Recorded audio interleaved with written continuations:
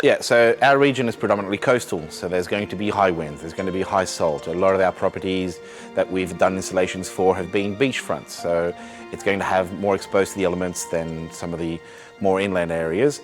So the ability to withstand and have high salt ratings, have high quality anodizations, just makes sense to make sure that the gear is going to last a long time, the warranty period and more.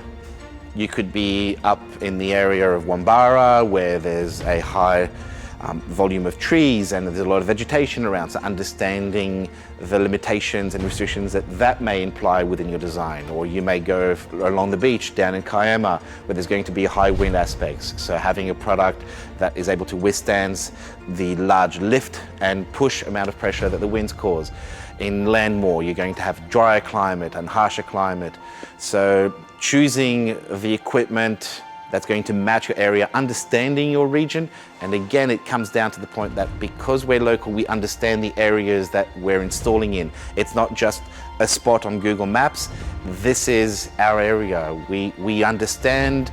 If you tell me where you're from, straight away, I already have an idea of where there might be design complexities or design restrictions. So we'll then work with you to go and as best as we can around those restrictions.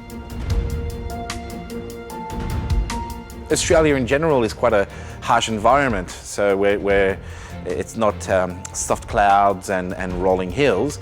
It's quite a harsh environment, from temperature ranges from the really highs and the lows, with high humidity areas, with the salt and the wind. So all these factors contribute to a great degradation of materials. It just makes sense to just go straight quality. Skip all the multiple steps of going, I'm just going to do a cheap one, I'm going to do a cheap one, I'm going to do a cheap one.